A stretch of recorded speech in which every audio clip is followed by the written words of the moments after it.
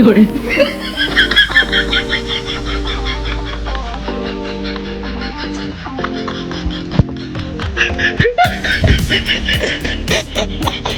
fiore,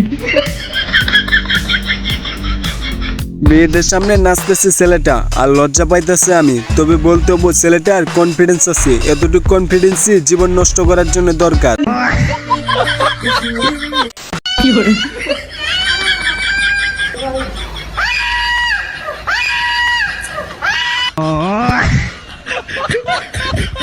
hello everyone, আসসালামু আলাইকুম। বাঙালি মানে অস্থিরতা আর অস্থির বাঙালি মানে বিনোদন। অস্থির বাঙালি ভিডিও দেখলে না এসে থাকার উপায় নেই, তাই মনগুলো আসতে চাইলে আজকে ভিডিওটি সম্পূর্ণ দেখতে পারেন। ঠিক আছে। এই যে দেন সরকারি চাকরি করলে মানে কত আরামের ডিউটি। ওই আপা ওই আপা উঠুন।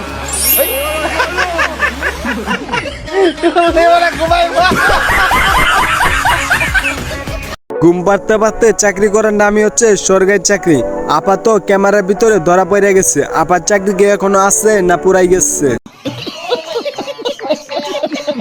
আহো বাতিজা আহো, দেখছো তোমার লে কত বড় ফুকনিটা রেখে দিচ্ছে, আর এইটা তোমার পাতাটা ঢুকাই দেবো। fiore,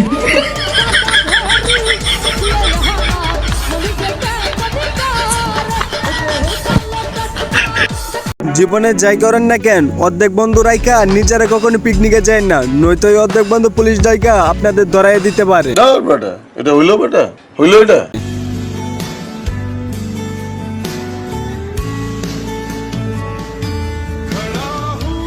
fiore,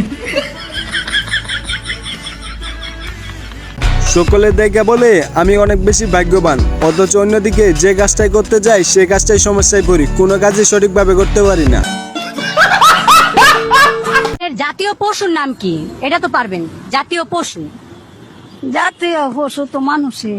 আচ্ছা, জাতীয় পশু মানুষ, ঠিক আছে। তাহলে জাতীয় পশু হলো যে মানুষ। আচ্ছা, বর্তমানে সময়ের কথা চিন্তা করলে চাচির কথা 100% সত্য, কারণ মানুষের চেয়ে হিংস্র কোনো প্রাণী হতে পারে না। fiore,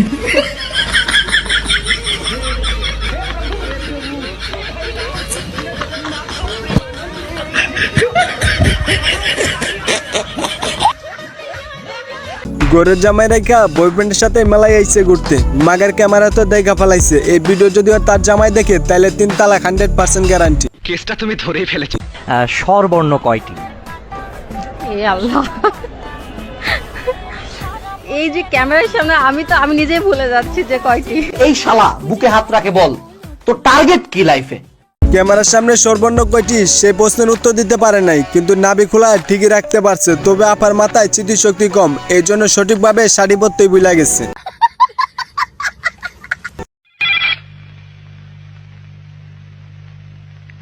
হ্যালো,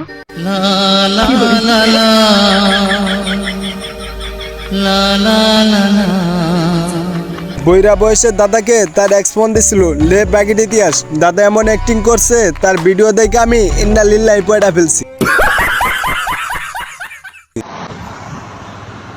যাত্রী কোনো ক্ষয়ক্ষতি হয় নাই, হয়েছে খালি ড্রাইভারের।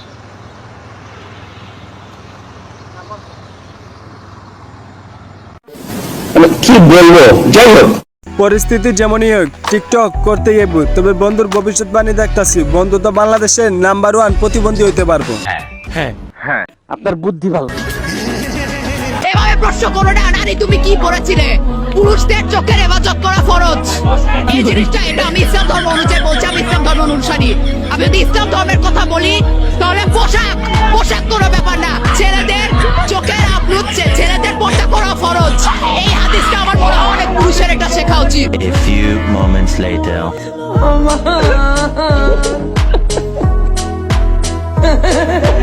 আপা আমার বইলা দিছে ছেলেদের পর্দা করা ফরজ, তারপরে লে আমার বন্ধু এখন আমার পর্দাশীল হয়ে গেছে। তবে যে আপা বলছে সে আপাকে কি করা উচিত কমেন্টে জানাতে পারেন আপনার মূল্যবান মতামত।